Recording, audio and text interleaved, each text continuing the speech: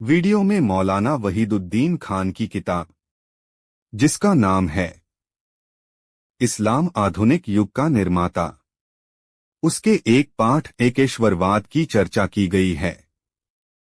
इस वीडियो में आप समझ पाएंगे कि एकेश्वरवाद किस तरह से इंसानी विकास या मानव विकास में मदद करता है और किस तरह से उसने उसको गति दी है। मुझे उम्मीद है कि आपको वीडियो बहुत ही पसंद आएगा, तो आप चैनल को सब्सक्राइब जरूर करें, वीडियो को लाइक और शेयर जरूर करें। कुरान के अनुसार धरती पर मानव जाति का आरंभ आदम से हुआ। ईश्वर ने आदम को बता दिया था, तुम्हारा और तुम्हारी पीढ़ियों का दीन एकेश्वरवाद का दीन होगा। इसी में तुम्हारी दुनिया की भलाई है और इसी में तुम्हारे परलोक की भलाई भी। आरंभ में कुछ दिनों तक लोग सही रास्ते पर चलते रहे। इसके बाद बिगाड़ शुरू हो गया। अब ईश्वर ने पैगंबर भेजने का सिलसिला शुरू किया। कुरान सूरह 2 आयत 213। मसीह से लगभग 3000 साल पहले इराक में नूह पैदा हुए। उन्हें ईश्वर ने पैगंबर बनाया और उन्हें लोगों के सुधार का काम सौंपा। उसके बाद से लेकर मरियम के पुत्र मसीह तक लगातार पैगंबर आते रहे और लोगों को समझाते रहे, मगर लोग दोबारा सुधार स्वीकार करने को तैयार न हो सके। कुरान सूरह 23 आयत 44। इस बिगाड़ का कारण लोगों का किसी भी चीज के बाहरी स्वरूप के अतिरिक्त कुछ भी देखने की असमर्थता थी। एकेश्वरवाद का मतलब अनदेखे, अदृश्य ईश्वर की महानता को स्वीकार करना और उसकी इबादत करना है। जब लोग अनदेखे ईश्वर को अपना रब न बना सके तो उन्होंने नजर आने वाली वस्तुओं और प्राणियों को अपना रब बना लिया। दुनिया के पहले धर्म का स्वरूप एकेश्वरवाद था, लेकिन इसके बाद जो विकृति आई, उसका परिणाम यह हुआ कि दुनिया अनेकेश्वरवाद की दिशा में चल पड़ी। एकेश्वरवाद सबसे बड़ी सच्चाई है। इंसान एकेश्वरवाद पर कायम रहे तो उसके सारे मामले सही रहते हैं, वह एकेश्वरवाद को छोड़ दे तो उसके सारे मामले बिगड़ जाते हैं। एकेश्वरवाद सारे इंसानों के लिए उनके विकास और पतन का पैमाना है। कुरान में बताया गया है कि ईश्वर हर चीज का बनाने वाला है और वही हर चीज का जिम्मा लेता है। उसी के पास धरती और आकाश की कुंजियां हैं, और जिन लोगों ने ईश्वर के संकेतों को नहीं माना, वही लोग घाटे में रहने वाले हैं। कहो कि ऐ नादानो, क्या तुम मुझसे यह कहते हो कि मैं ईश्वर के सिवा किसी और की इबादत करूं और तुम्हारी ओर तथा तुमसे पहले वालों की ओर वहां भेजी जा चुकी है। अनेकेश्वरवाद को माना तो तुम्हारा किया धरा व्यर्थ हो जाएगा और तुम घाटे में रहोगे। नहीं, बल्कि ईश्वर ही की इबादत करो और शुक्र करने वालों में से बनो। लोगों ने ईश्वर की कद्र न की जैसा कि उसकी कद्र करने का हक है।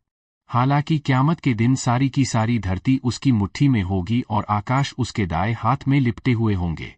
वह पवित्र और महान है उससे जिसे वे साजी ठहराते हैं। 39:62-67। एकेश्वरवाद से हटने का असल नुकसान वह है जो मौत के बाद की जिंदगी में सामने आने वाला है। चूंकि एकेश्वरवाद संपूर्ण जगत की असल सच्चाई है, एकेश्वरवाद से हटने का असल नुकसान वह है जो मौत के बाद की जिंदगी में सामने आने वाला है। चूंकि एकेश्वरवाद संपूर्ण जगत की असल सच्चाई है, इसलिए एकेश्वरवाद से हटना पहली और आखिरी सच्चाई से हटना बन जाता है। और जो लोग इस सच्चाई से हट जाए, उनकी जिंदगी न सिर्फ मौत के बाद की जिंदगी में बल्कि वर्तमान दुनिया में भी बिगड़कर रह जाती है। यही वह बात है जिसके बारे में कुरान की आयत 39, 62, 67 में बताया गया है, जिसका वर्णन ऊपर किया जा चुका है। इसका मूल कारण यह है कि एक ईश्वर के बारे में समझबूझ और उसका अंतर्ज्ञान व्यक्ति की सहज प्रकृति में गहराई से समाया हुआ है। व्यक्ति स्वयं अपनी स्वाभाविक मांग और अंतःप्रेरणा के कारण विवश है कि वह एक ईश्वर को माने और उसके आगे झुक जाए। व्यक्ति एक ईश्वर को मानने से इनकार कर सकता है, लेकिन यह उसके वश से बाहर है कि वह अपनी सहज प्रकृति का इनकार कर दे। परिणाम यह होता है कि जो लोग सृजनहार को नहीं मानते हैं, उन्हें इसका यह मूल्य चुकाना पड़ता है कि वे सृजनहार की बनाई हुई चीजों को मानने पर विवश हों। वे चीजों और प्राणियों को वह दर्जा दे देते हैं जो सही अर्थों में एक सृजनहार यानी एक ईश्वर को देना चाहिए। इस दुनिया को बनाने वाला और इसका वास्तविक स्वामी ईश्वर है। सारी वास्तविक महानताएं केवल इंसान जब ईश्वर को ही अपना वास्तविक उद्देश्य बनाता है तो वह उस एक हस्ती की महानता को स्वीकार करता है जो वास्तव में श्रद्धा, सम्मान और भक्ति का अधिकारी है। ईश्वर ही सबसे महान है। इस सच्चाई को समझते हुए इसे स्वीकार करने के उपरांत व्यक्ति आखिरी और अटल सच्चाई पर खड़ा होता है। ऐसी स्थिति में उसका जीवन वास्तविक जीवन होता है, जो हर प्रकार के संशय और गलत धारणाओं से खाली होता है। उसकी सोच और उसके कार्य दोनों सही दिशा में चलते हैं। उसका अस्तित्व वास्तविक दुनिया से पूरी तरह एकलय और सुसंगत हो जाता है। उसके और वास्तविक दुनिया के बीच कहीं कोई टकराव नहीं होता। इसके विपरीत जब इंसान ऐसा करता है कि वह ईश्वर के सिवा किसी चीज या व्यक्ति को महानता का वह दर्जा देने लगता है जो सिर्फ एक ईश्वर के लिए खास है, तो इसका परिणाम यह होता है कि उसकी संपूर्ण प्रवृत्ति, एटीट्यूड और दृष्टिकोण झूठा, ख्याली और पाखंडी बन जाता है। वह ऐसी बेजोड़ चीज बन जाता है जो सच्चाई और वास्तविकता की दुनिया से तालमेल न कर रही हो। उसका पूरा जीवन सच्चाई को मानने के बजाय अटकलों के रास्ते पर चल पड़ता है। इस मामले को समझने के लिए एक उदाहरण लीजिए। ईसाई लोगों ने त्रिमूर्ति, ट्रिनिटी की आस्था के तहत मरियम पुत्र मसीह को ईश्वर मान लिया। मसीह वास्तव में मरियम के पुत्र थे, मगर ईसाइयों ने बढ़ा चढ़ाकर उन्हें ईश्वर का बेटा का दर्जा दे दिया। उन्होंने मसीह को वह महानता दे दी जो सिर्फ एक ईश्वर के लिए है और जो मसीह सहित संपूर्ण मानव जाति का रचिता, क्रिएटर है। इसके परिणामस्वरूप वे बहुत सारे विरोधाभास और गलत धारणाओं का शिकार हो गए। इन्हीं विरोधाभासों में से एक विरोधाभास वह है जो सोलर सिस्टम के बारे में उनके धार्मिक मामले से पैदा हुआ। प्राचीन खगोल विज्ञानी एस्ट्रोनॉमर टॉलेमी 90 से 168 यूनान में पैदा हुआ। उसने खगोल विज्ञान के क्षेत्र में खोज और अध्ययन का काम किया। उसने एक बड़ी और लंबी भाषा में लिखी।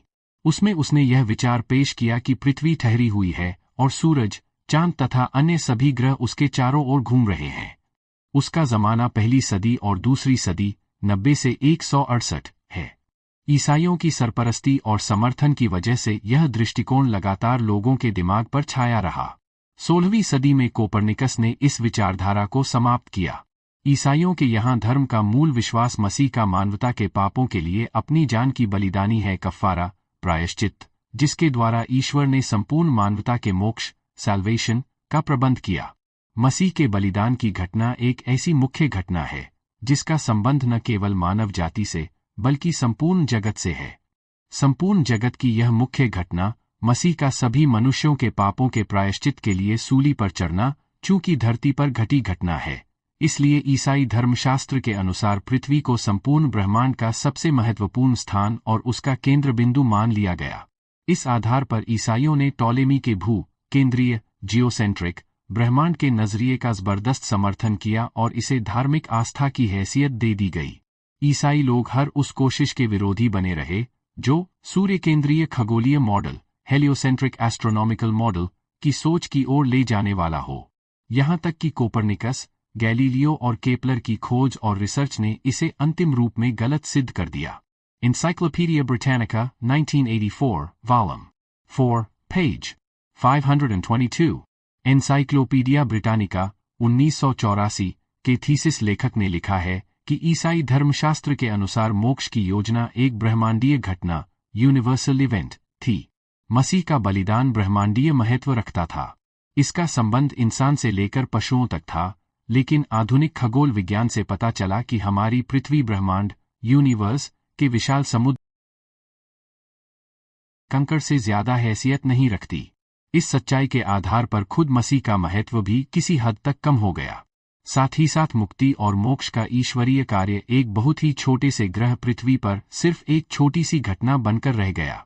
In view of this fact, the meaning of Christ itself lost some of its impact, and the divine act of salvation appeared merely as a tiny episode within the history of an insignificant little star. Encyclopedia Britannica 1984, Volume 4, page 522। इस दुनिया को बनाने वाला मालिक और योजनाकार सब कुछ सिर्फ एक ईश्वर है। हर प्रकार की महानता, सामर्थ्य और शक्ति अकेले उसी को प्राप्त है। उसके सिवा किसी और को किसी भी प्रकार की महानता या सामर्थ्य प्राप्त नहीं। इसलिए इस दुनिया में जब भी किसी और को महानता और पवित्रता की पदवी देने की कोशिश की जाती है, तो ऐसा नजरिया और विचार पूरे ब्रह्मांड से टकरा जाता है। वह इस विशाल ब्रह्मांड में कहीं भी अपना स्थान नहीं पाता। यही कारण है कि अनेकेश्वरवाद का नजरिया मानवीय प्रगति की राह में रुकावट बन जाता है और एकेश्वरवाद का नजरिया इंसान के लिए हर प्रकार की उन्नति का दरवाजा खोलने वाला बन जाता है।